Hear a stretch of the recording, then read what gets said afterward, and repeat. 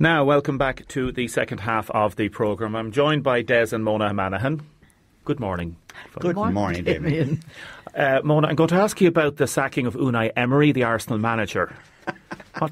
What have you got to say? What's your thoughts on that? Arsenal. Joining me also is Gavin Whelan. Gavin, good morning. Morning, Damien. How are you? Good, thanks, good. Sportsman extraordinaire. Tell us, the Arsenal man is gone. Jimmy Pepper texted me to say the spoofer is gone. There'll be a lot of Arsenal fans happy about this. Yeah, I'd say so. I think they need to get a few defenders in as well, I think, Damien, as well as a manager. But yeah, it was probably imminent, 7 games without a win, and it was culminating in that Europa League loss last night. So I think, time for change. Managers now, clubs, they don't hang around, so I think it's the right move. I'm sure speculation will start now, but yeah, need to get someone in there. They're just not performing, you know what I mean? And I think, look, you were saying it yourself last night, the empty stadium, at the Emirates, it's such a proud club. They're really after kind of falling down and need to get back being competitive and winning trophies. They're a proud club, and I think it's going to be a vital appointment, whoever they put in there.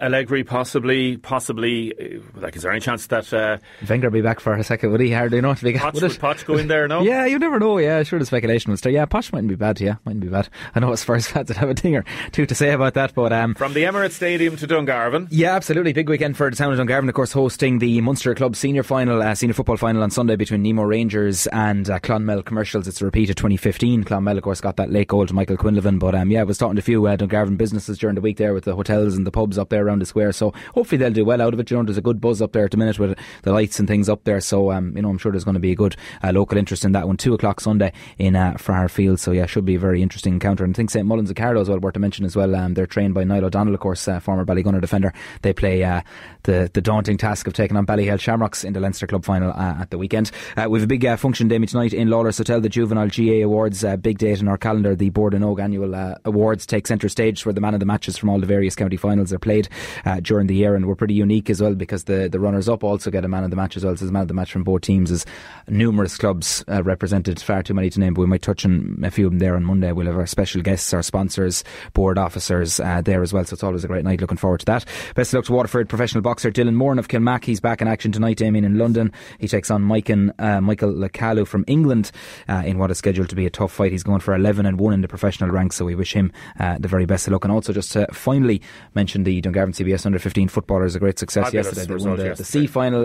They've bet St Michael's at Kerry, so Waterford School to beat a Kerry school is progress, and it's a good result for football. And of course, the late Eamon Martin, I'm sure, was looking down on him last night. Of course, the former Dungarvan CBS teacher, had the pleasure of being taught by himself for many years. Great football man, great ambassador, and that trophy was named after him, so the lads brought that back to the school. I know they threw up a nice picture of the cup alongside a picture they had of him in the school earlier, so it was kind of a nice poignant moment, so well done to the CBS in Dungarvan. Very much so. Gavin, thanks very much. Yeah, thanks, Damien. Cheers. Talk to you Monday morning with all the Gaelic results and a lot of soccer results as well. There'll be a lot of football played over the weekend, and thanks to Gavin Whelan. Firstly, a little mention as well. We were due to have former Kilkenny hurler Owen Larkin on the show this morning, but we decided to have Deise and Mona instead. Oh, great. Now, isn't that nice? Isn't that something? We've upstaged the Kilkenny hurlers. Kilkenny. We're going to have Owen on next week. His new book, Camouflage My Story, nominated for the Irish Book Awards, is on sale at present. Deals with his career as a soldier and also with his depression, and he's going to be signing in the Book Centre tomorrow in Waterford City at 12:30. So if anybody wants to go in there. A couple of people texting in about the North Quays, any update on the development regarding planning permission being put in today. We've been on to a number of people there. We're going to try and find out what is the situation. Deise and Mona Manahan, thank you so much for joining us. Welcome, It's sir. a pleasure. It's good to see you. Yeah. How are you feeling, Mona?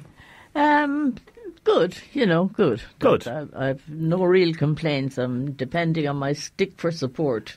So that's my right hand, and my left hand is sitting beside me here, so that's the way we manage, It was one of the nicest interviews I've done since I started here in February, to have you in at the close enough to the start, and really appreciate it, and it's lovely to see you back again. Thank you so much. Yeah. One of the reasons we've had you back in is because Martin Travis wrote a beautiful song. Correct. And with the choir, the High Hopes Choir, just play a little bit of it as we go, because we want to talk to you about that collaboration. Okay.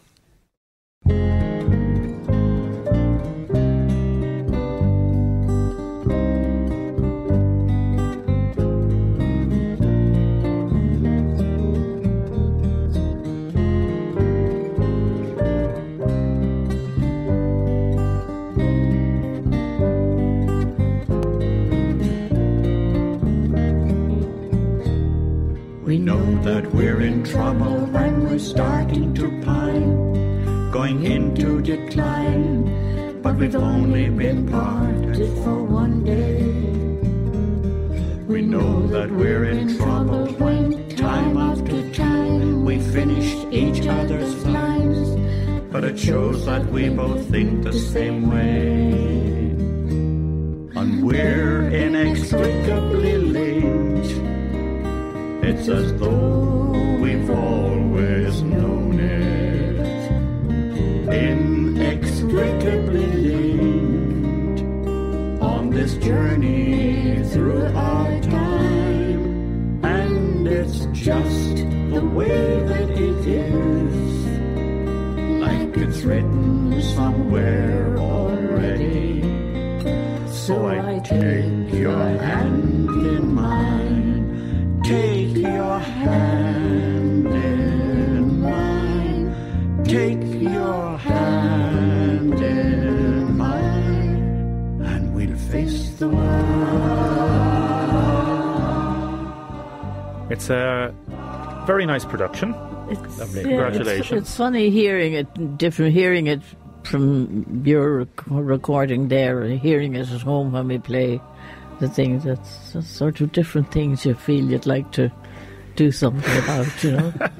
That's because you're a perfectionist. Yeah, You'd like to maybe... Well, partly, I suppose, but they also did a video of us, Yes.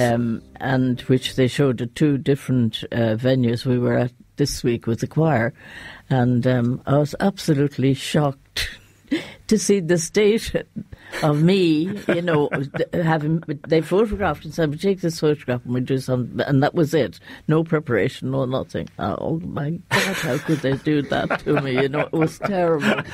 It was lovely. It was very nice. Just for 1 second to go back to Gavin, is it? Yes. I was really interested to see him because I listen every time he comes on the air. He's like a bullet. Everything is absolutely perfect. And he just doesn't look like what I would have imagined him to look like, you know. But what did you imagine? We were in London for a year before we were married, and we had 2 flats in Finsbury Park.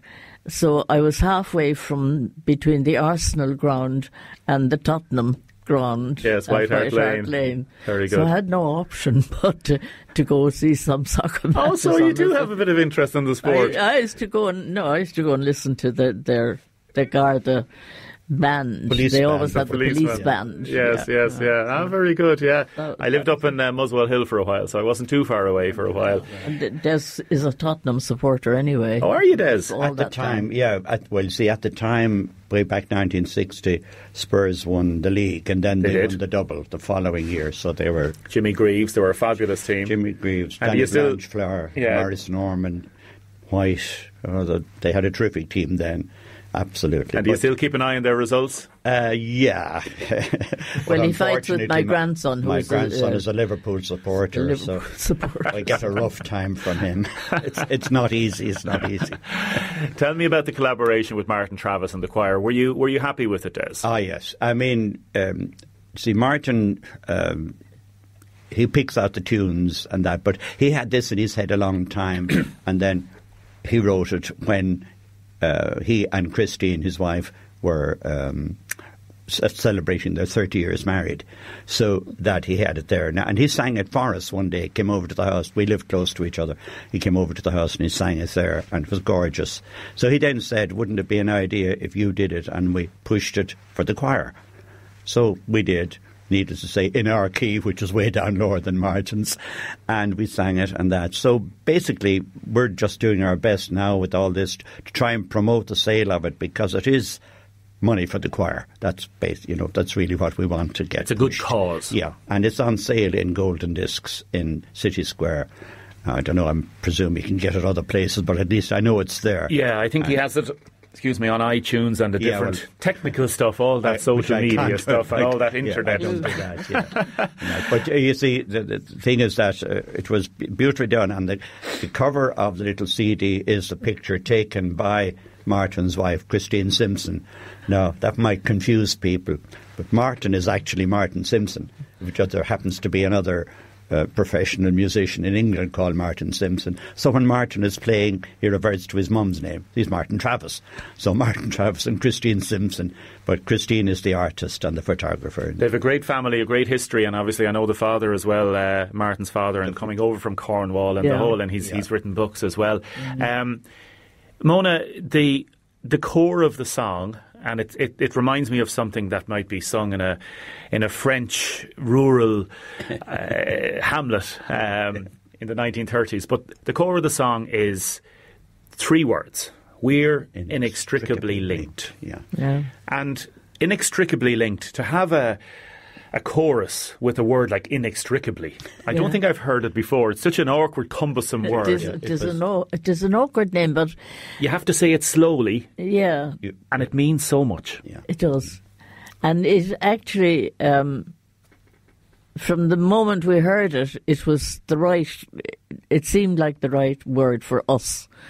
You know, I mean, you can't be 58 years married and not be somewhat inextricably linked. Whether it's good or bad, but it is, and it's just the whole thing about the song, the words that he put together, I couldn't get over. I was really, because I read a lot and I was really taken with that, the way he did it, and he has a fair body of songs already written or in his head that he might now do something a bit more than just play them for himself, you know. And he told us some titles, and I was really fascinated by it, because when he's working as a musician with the guitar in his hand, you don't think about things like that. He's just a hard-working musician, and he's really terribly interested in the choir. He really, I think, has the choir at heart at this stage. And like any good musician or anybody in the arts, part of their raison d'etre is they're quite humble.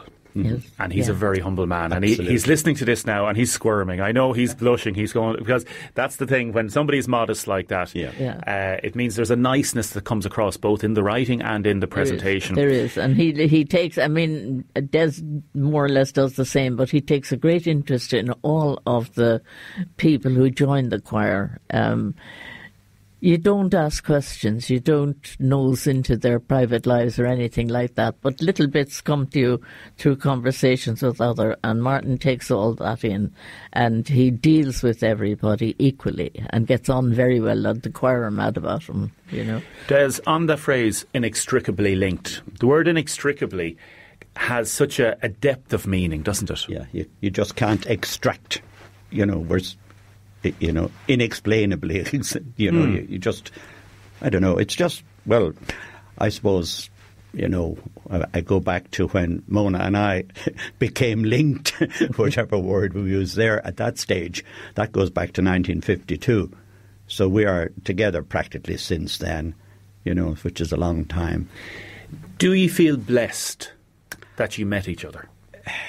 Yes. I mean, I don't know when you kind of put it like that, but we just, I never wanted anybody else,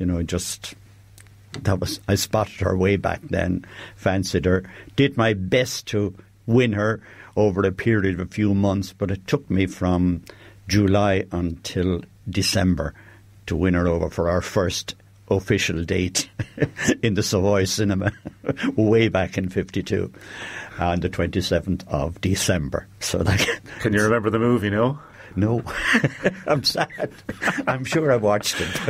But you probably weren't looking at the movie, though. Actually, don't ask any questions. I do know that when I go into the book centre now and go upstairs to the very top to where they sell the pencils and notebooks and things, and I can see the door which goes into the projection box, and there were 2 seats near there, and I said, that's where it all started.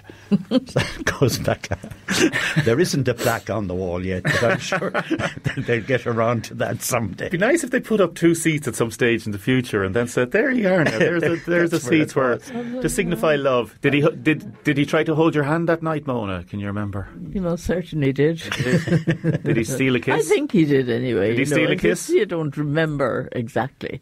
Right. I did, just but went it was one of those little, oops, I kissed her. That kind of.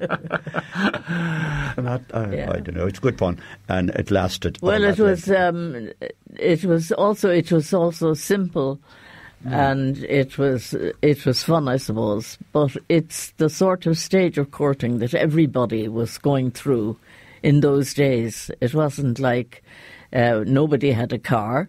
Nobody went anywhere. When we came out of the cinema, the only place to go was the Lido Cafe for your cup of coffee. And the cup of coffee was Earl coffee. Bottled coffee. And a lot of milk in it. And we were in heaven. We thought this was... Oh, yeah. The bee's knees. The jukebox was the entertainment yes, then. that was the thing. Put your, but for us, it was the height of sophistication. We thought we were society. Really, going places at that stage. And I was reminded of it because my granddaughter, who's 14, coming up to 15, but in some ways a quite innocent 14-year-old with friends, like herself. And where they live, somebody opened a little coffee shop that you probably wouldn't be seen dead in some cases.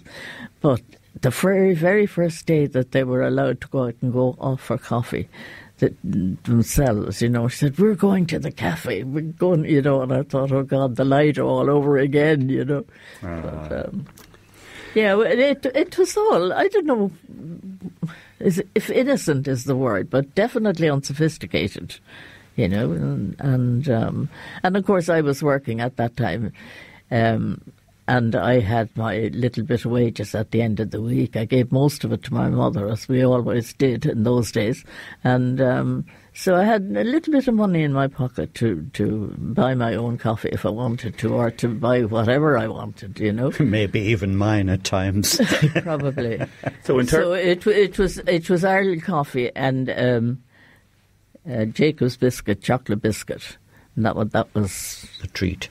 Beautiful. That was the treat. In case we forget, to remind the listeners, the CD is on sale in Golden Discs in yes. City Square. And also to remember that, okay, it's our photograph and it's called Deise and Mona, but the whole choir are involved in the CD. Their voices are heard all through it again. So, it's a collaborating of all of us doing our bits.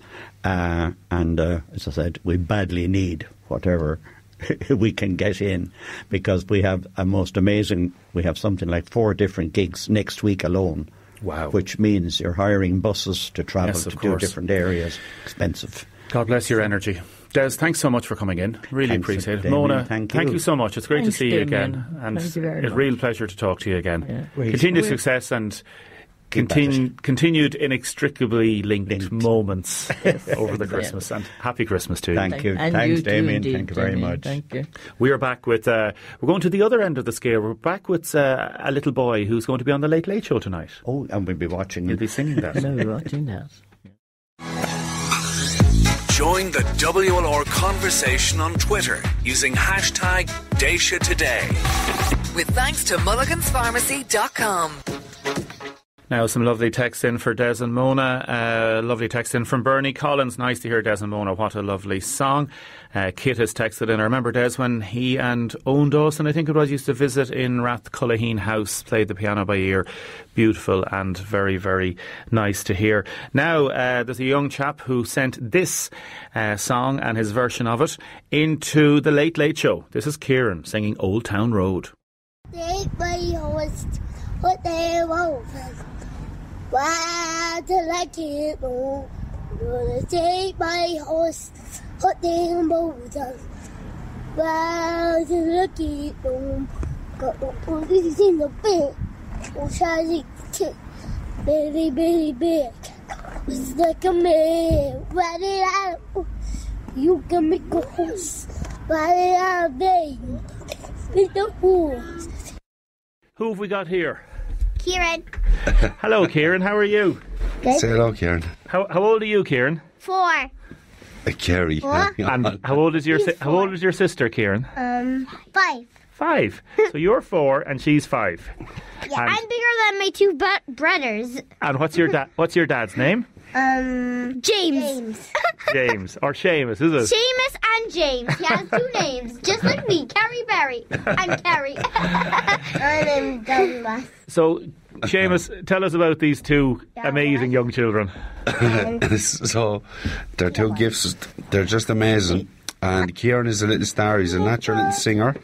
He's always been singing from a young age, even since he could start talking. Even Kerry. So my sister I'm good at art, Oni. made a suggestion to us that there was auditions coming up for the Tie Show and we should put Kieran on. So we didn't think much of it. She rang again the next day and said, did we do it? We said no, because we didn't think anything of it. Then my wife made a video of him. She put him up on the table and he sang away. We sent it off to RTE. They phoned us the next day and said we'd like him to appear on the Tie Show. So it's been amazing. It's great for him. He loves it. It'll be a great day out for him. Fun day, loads of ties around as well and playing with other children. It's just great. Tell us about your little video. Tell us about what did you do. Sing me the little bit of song that you were singing. Okay. Yeah, I take my horse to the hotel. Oh, that go to lucky no more. Take my horse to the hotel. Oh, that go. The lucky no more. In the bed was that lazy tea. Really, this big got the old like a man. But it had force. You can make a horse. But it had me no better horse. That's great. What do you think of the little brother and the singing? Do you like the singing yourself? Yeah. It's brilliant. I think it's very brilliant. To me, I like art better. Art. Yay. What, Seamus? He's got his little cowboy hat on there and everything. And Seamus, tell us what's going to happen. What is he going to be doing in the toy show? Do we know? Well, we don't really know what he's doing. All we know is we went up. They had auditions. He sang on his audition to get onto the tie show. We went up the last day. We met Ryan Tuberty. He was playing on ties. He's going to be going around, obviously participating in the activities on the night, playing with ties, going on the rides. If singing as well, we don't know exactly what he's going to do. They haven't really revealed everything to us, but we're hoping he's going to get a chance to sing on the night. It'll be great for him. And what do you want to be when you grow up? Star. He wanted to be a rock star. A rock star? A rock star. Used to tell him the story about kidnappers, not to go with strangers, and he used to say, Daddy, I want to be a policeman when I grow up. So after coming back from RTE, we were in the car at the traffic lights. We just left, and it was all, he just loved us so much. He said, Daddy, I said, what? He said, I don't want to be a policeman when I grow up. He said, I want to be a rock star.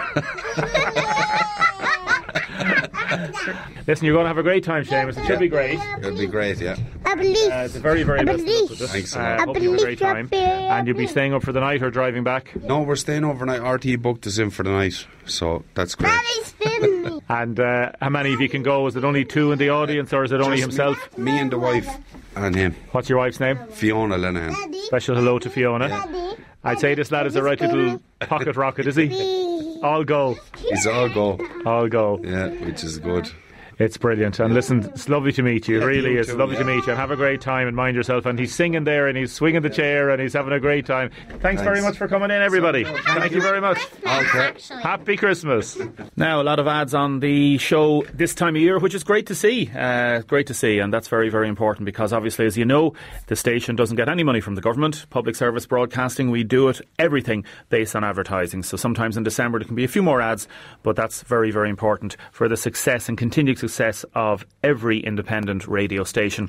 Damien, as a long-time supporter of 24/7, I find it objectionable that anyone from the Trades Council will come on and criticise Matt Shanahan. Well, Dick Roach said earlier he wasn't on from the Trades Council. He was speaking in a personal capacity. Hilary has texted me in to say that there were a number of meetings that took place in the past. This is Hilary O'Neill, between the HEFSE and the SEPAG, and the HEFSE was set up after them, after 2015. So we'll watch this space and see what happens there. We've also been in touch with the council to see if planning permission is going in for the North Quays. We haven't heard anything back yet. We're just going to be joined by 4 singers. They're setting up here in studio. So we will be back in a second with them with some beautiful, beautiful music, especially for Friday. And I suppose Christmas has officially started. Now, before I forget, I want to wish everybody a happy Late Late Show tonight. Enjoy it if you're watching it. And no word back from the council yet, so I presume the planning application for the North Quays has not gone in yet. News will have more details on that later, and also on the council meeting. We're going to play out on their musicians that are joining us now. So I want to thank Julie for producing this week, and here is going to do a little bit of a warm-up, lads. Okay, here we go.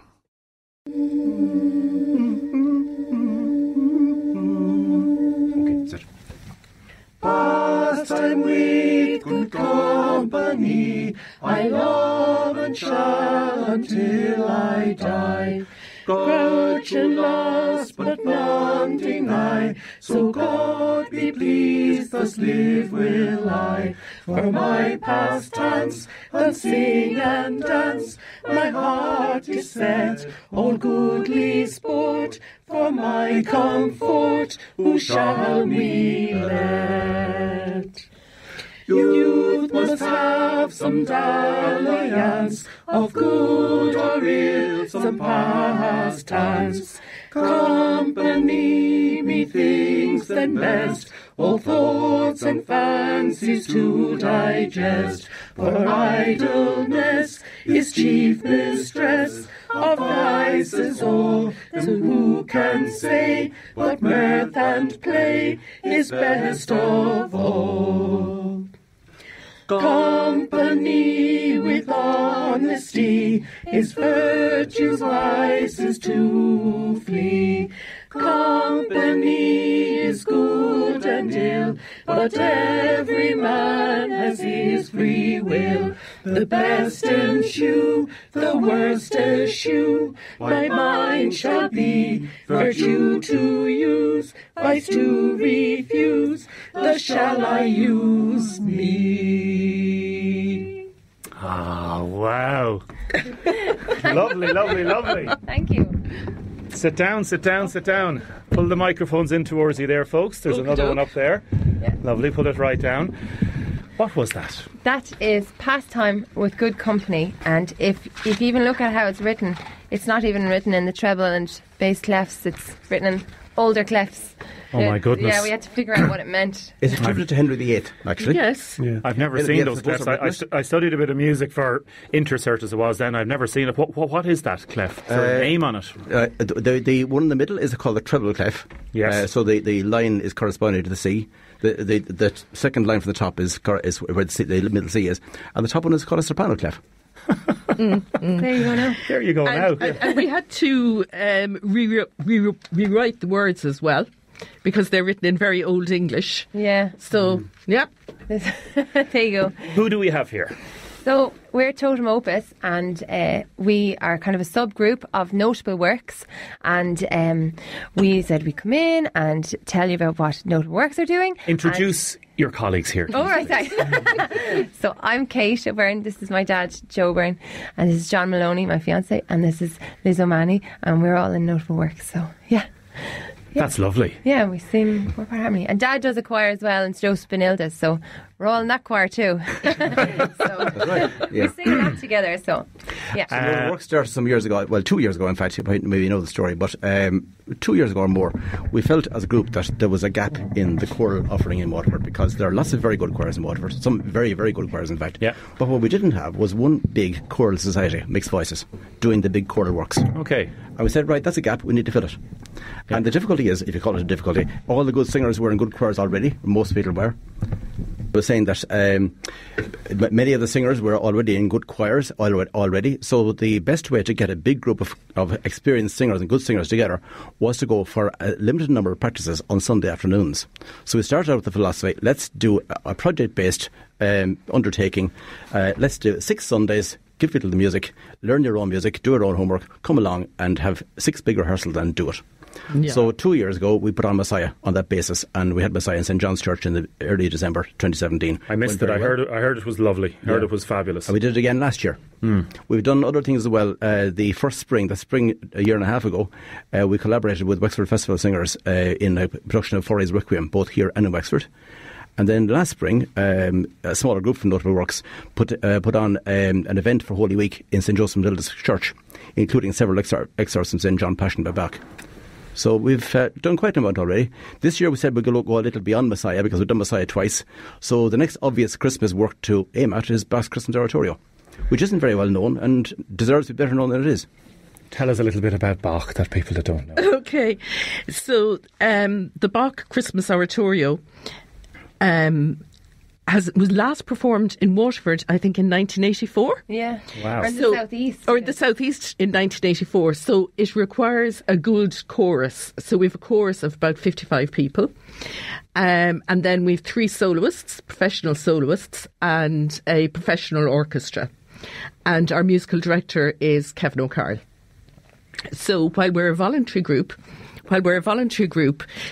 we need to, and we think it's very important to hire professional musicians, to direct us and to sing the solo parts and to provide the music.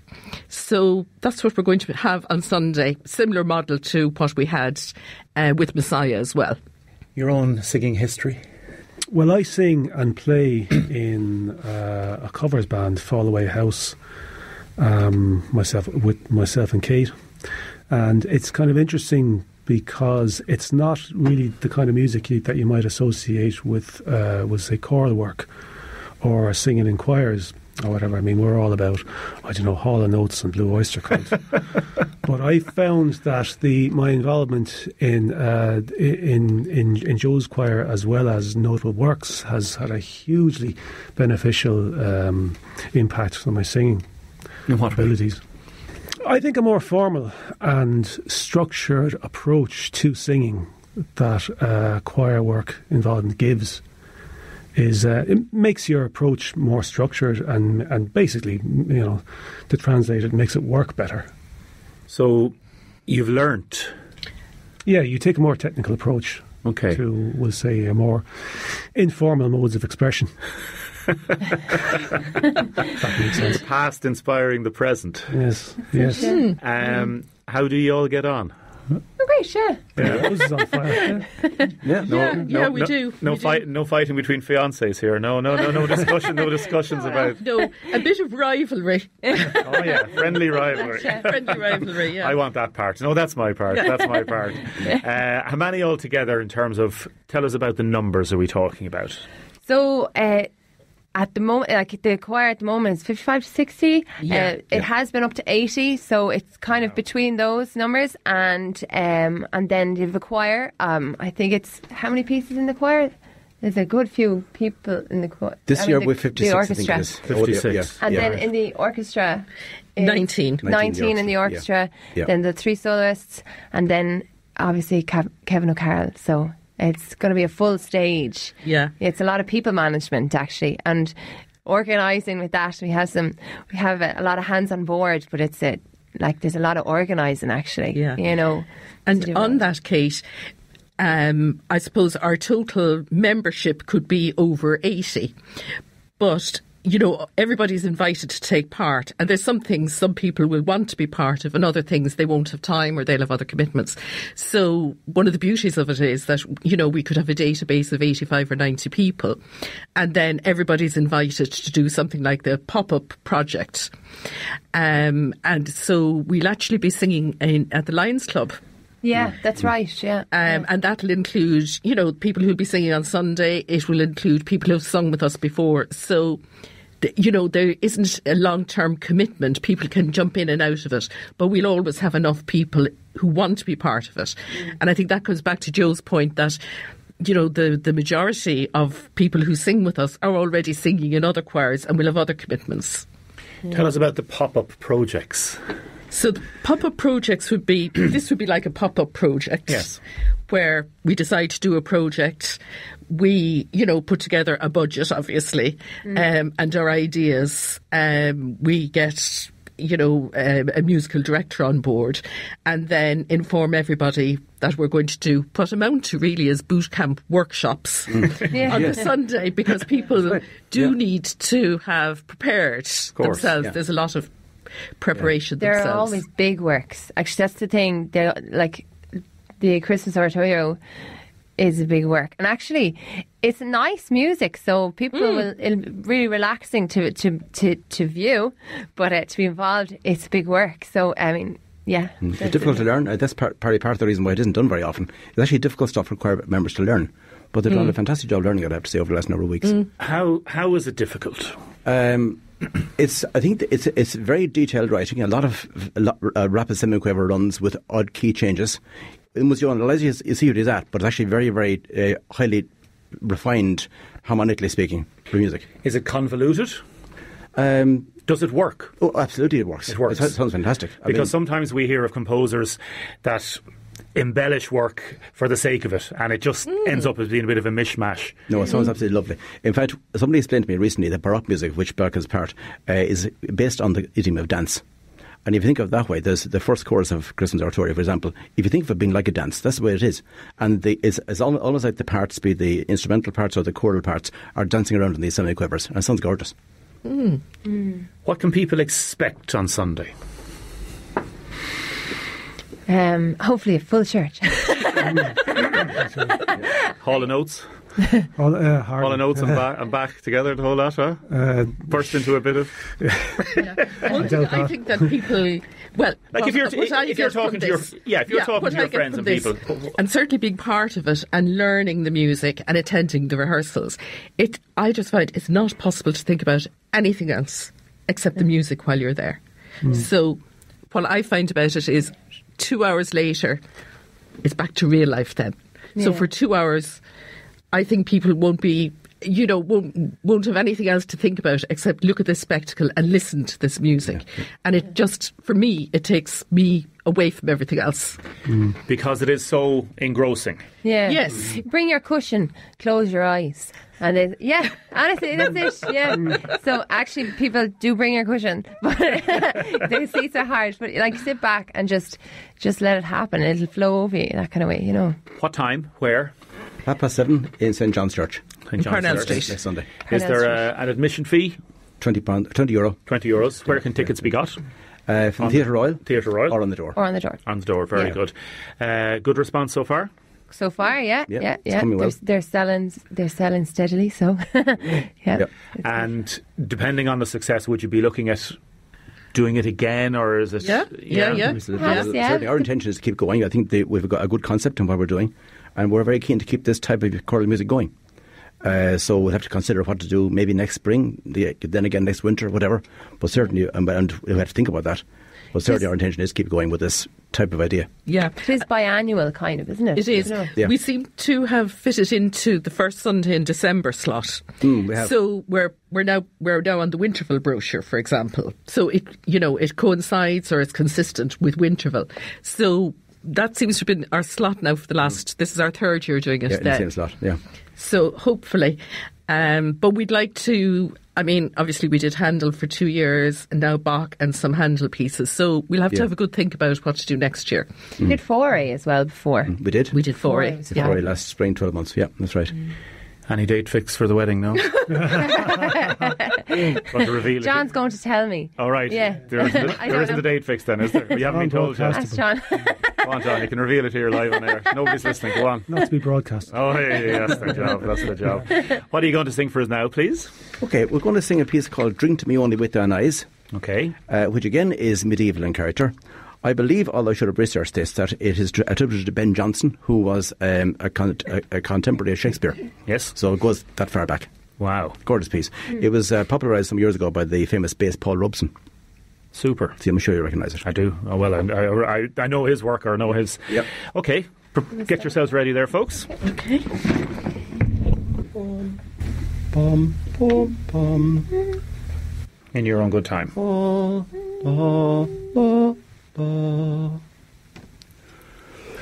Drink to me only with thine eyes, and I will pledge with mine. Or leave a kiss within the cup, and I'll not ask for wine. The thirst that from the soul doth rise, doth ask a drink divine. But might I of Jove's nectar sup, I would not change for thine. I sent thee late a rosy wreath, not so much honouring thee, as giving it a hope that there it could not withered be. But thou thereon didst only breathe, and send'st it back to me. Since when it grows and smells, I swear